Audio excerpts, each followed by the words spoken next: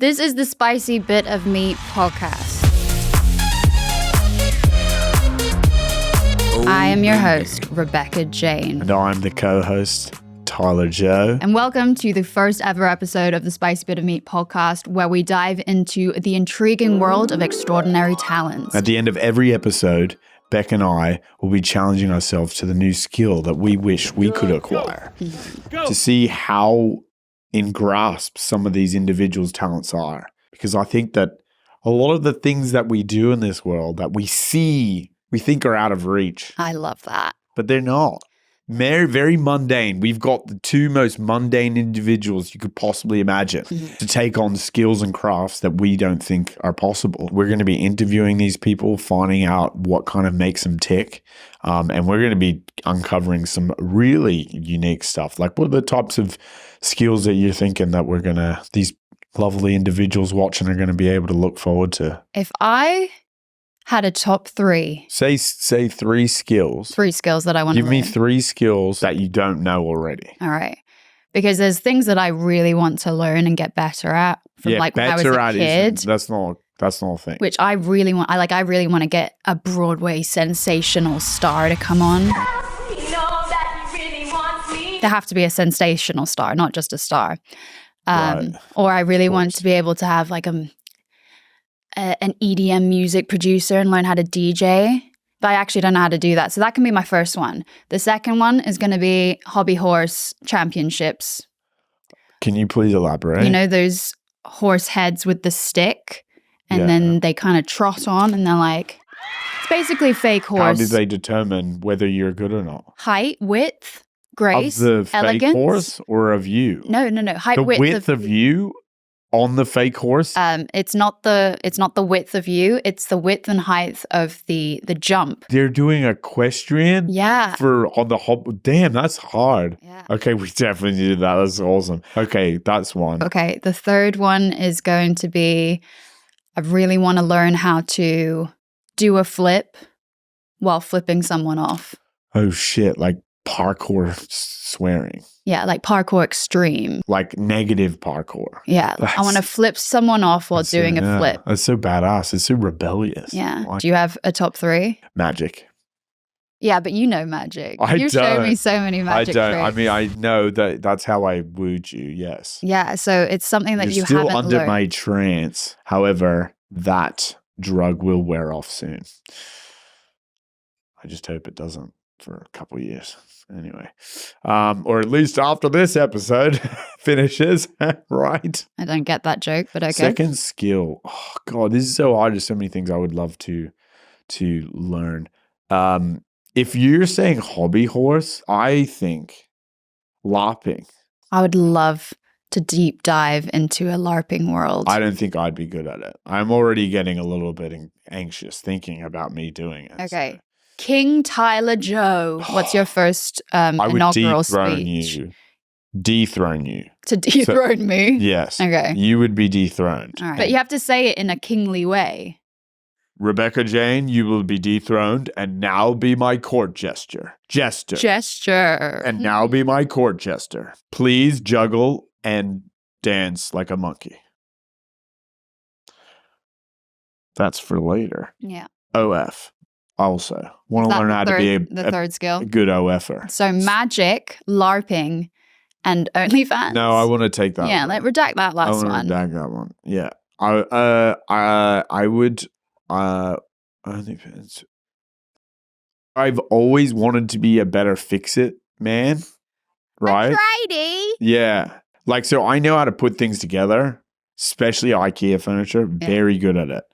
But without the instructions, not so good. That's a skill that I think would be very, very practical for me in my life and make me a better human for it and a better partner to you. Yeah, actually. If you could build a house for us. Well, yeah, I don't know. I don't know if I want to build a whole house, But like maybe a little playhouse or something. Yeah, maybe a doghouse. Yeah. So You can go sleep in it. That would be, yes, probably tonight. Every podcast is going to be videoed and released on our YouTube channel, as well as a practical video where we're going to learn the craft in a very short amount of time. And Bec and I are going to be challenged to it.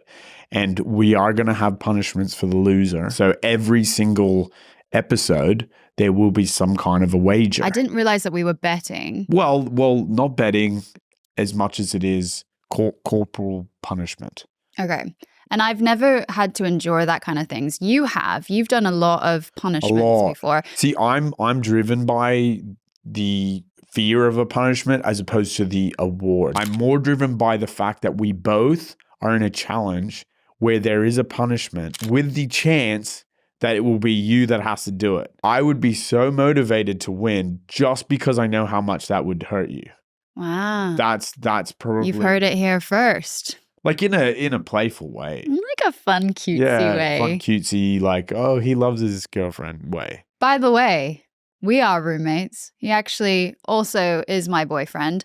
If you haven't seen our faces before and you've stumbled upon this podcast, we should introduce ourselves, especially because this is our first ever podcast. Yeah, I'm going to imagine no one knows us, especially in this lighting. I think let me introduce myself a little bit to the people that do not know who I am.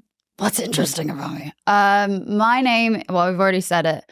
I'm Rebecca Jane. I make YouTube videos online. Before I started doing YouTube, fun fact, wanted to be an actress. Who are you? Were you following me from the park? You know that I got a scholarship to go to this acting school? I just want to let you know. Yeah. What was it? Was it like OnlyFans one? It wasn't an OnlyFans acting school, no. It was a film and television, but that does sound like a good business. We should make one. Like... Yeah. And then we just get them on as a training camp. It needs to be more guttural, like. Okay, no.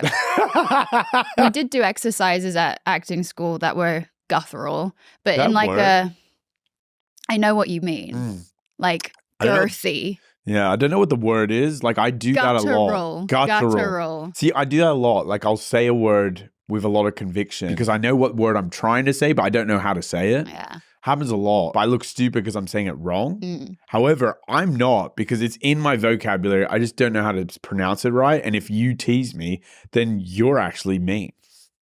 Facts. Slay. Queen. Cyberbullies, you should watch out because if you will be call mean. us out, we will call you mean. I did leave acting school to pursue absolutely nothing. And I then turned 22 and realized, I wonder what I should do today. Well, I think you're a great actress. Just saying. You did the route that most people now these days are doing, which is, the mainstream kind of media is like, oh, actually, I could just put up a camera and film myself and make my own content, make my own rules and make my own timetable and do my own things. Did do that. That kind of sounds like a better deal to me. It's easier for me now to say that I make YouTube videos because it is a little bit more accepted. You would almost be an expert. You're half an expert because they say to acquire a skill. Is it 10,000 hours or 10,000 years? 10 years. It's not 10,000 years. No, 10,000 hours is a thing, which maybe we should start calculating how many hours you've spent on it, whether you are an expert. Or I think something like 10 years. The reason I say 10 years, maybe it's not expert, but I know that to become a black belt, it's 10 years. So I'm half an expert as of today. I'm an ex. Oh. Or I'm a pert. An expert. I'm going to say I'm a pert. I'm a pert at YouTube.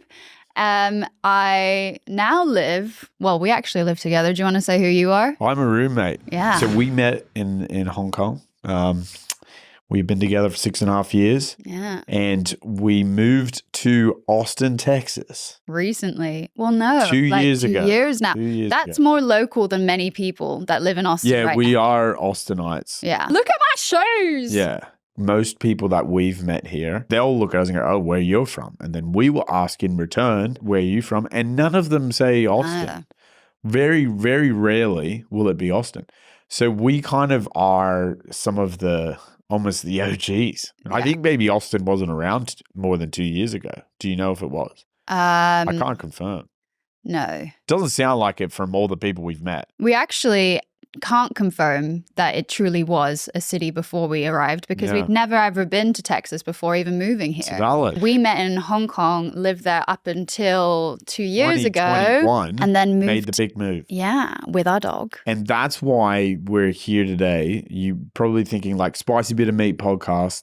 It's fun, but what is it about? Like, why have you decided to do this? It's important to note that a lot of things have happened during our time of being together, and even more recently moving to America. And we've started to realize how important the relationships are in your life and keeping them up. Like my neighbor, Gary, down the road, like he's always out there watering his plants. I don't care about plants, but I want to know why he's so fascinated in his plants. Go over there and talk to Gaza. Gaza's this fascinating bloke. And yes, we're still not interested in the plants, but we're interested in Gaza and what makes him tick. And then a lot can happen from that, you know? That's happened with me in the running community. Big time. Yeah. I am not interested in running. I probably will never be interested in running.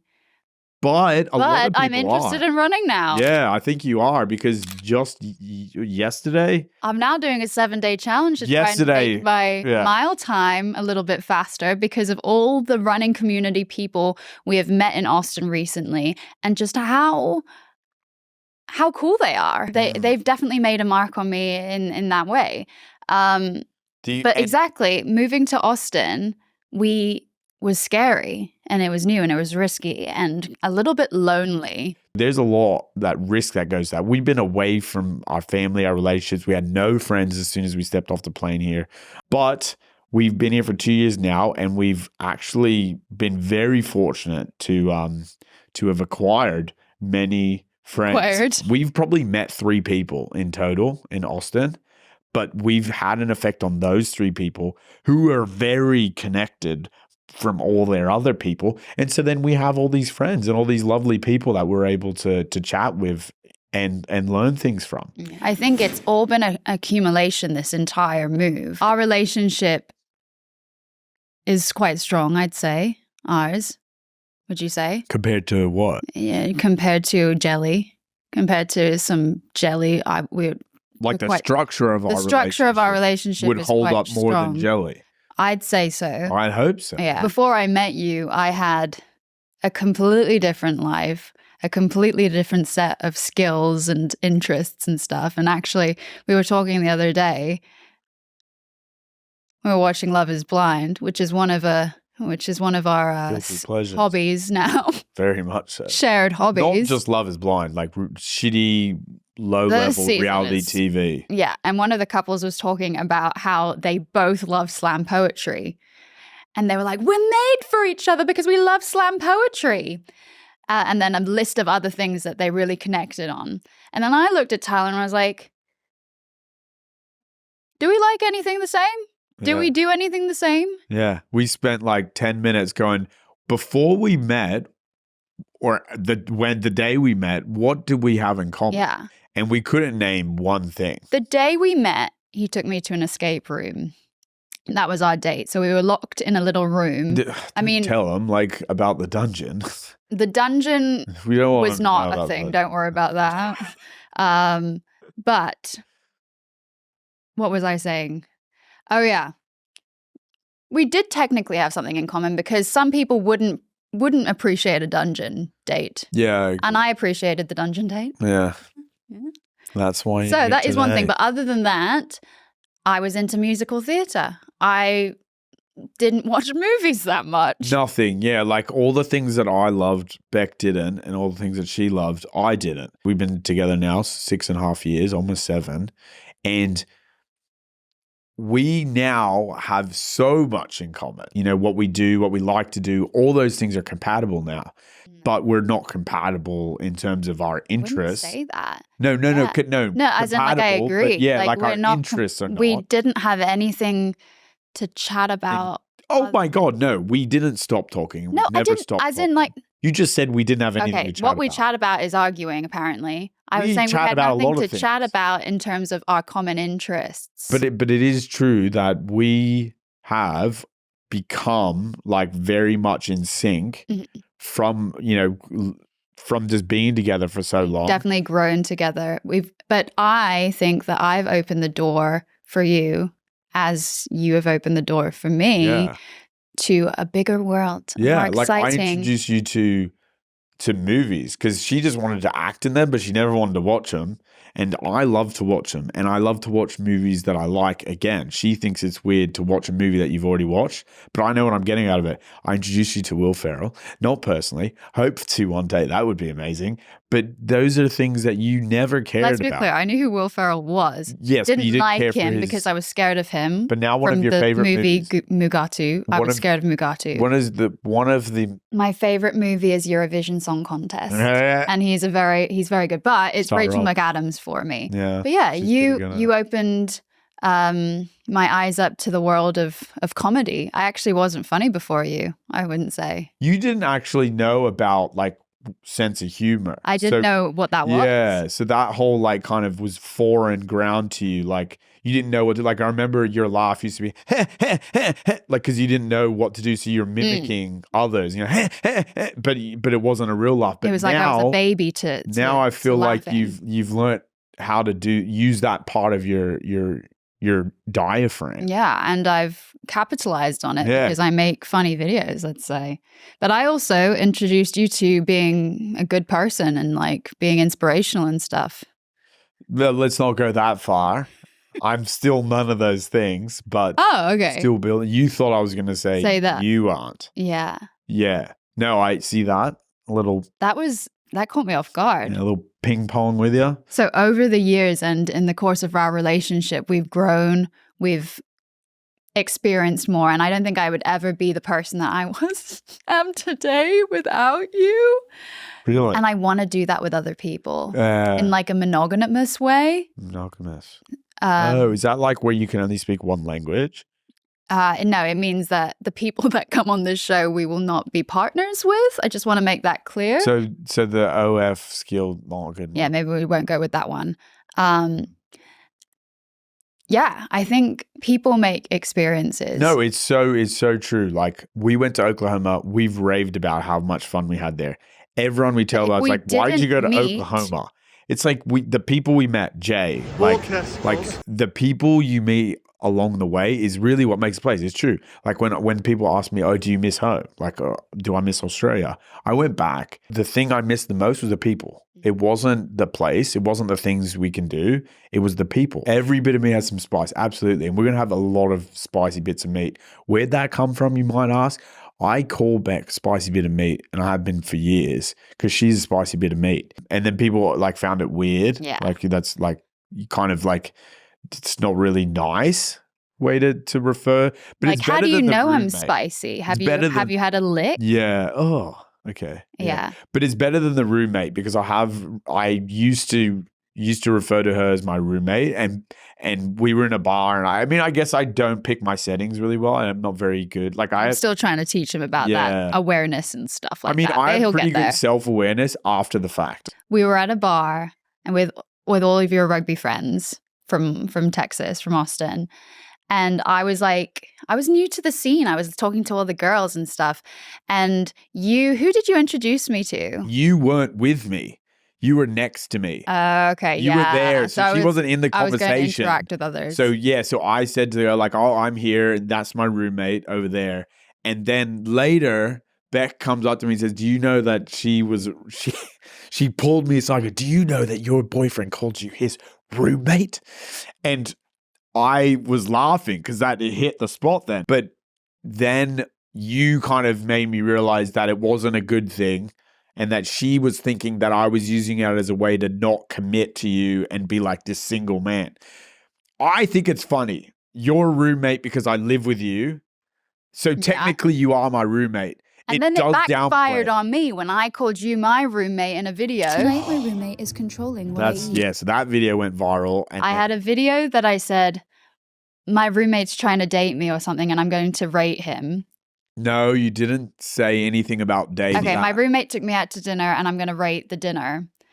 And I got slammed for calling you my roommate. Yes. Well, because it got pushed in the algorithm and it ended up a lot of people that didn't know us onto the channel, and they were basically like, "Oh, like prayers for our homie there who lives with this girl. What's he doing?" A lot of people actually ended up thinking, maybe I was gay, Yeah. and all these things, which none of it bothers me. I don't care, but it was quite apparent that when you use the term roommate, that it went down a whole different path. We kind of went on a tangent, but this is the first episode. So we're just introducing ourselves to the world of podcast station. In the coming episodes, we're going to be talking to a lineup of amazing people. We've got a few scheduled. I'm really excited to sit down and chat with them. A lot of people actually that you might already know from seeing their content online. Love this. So we're really excited to have some of these people, which we will introduce in some of the next episodes. So comment down in the YouTube video if you're listening to this podcast that way with any requests, recommendations. I want to hear it all. Commitment that we're going to make sure to like, subscribe, comment, share with your grandmother, because we know grandmothers love this show. Tell your friends, tell your aunties, uncles, not so much. Aunties, yes. I do love an auntie. Yes, love an auntie. Uncles can be weird. We all have a weird uncle. And thank you for your 5-star review on this podcast. 5-star review. Like, you don't even have to mean it. I'm down with fraud. Me and my girl, we do cardio. I bang like Mario, 'cause stress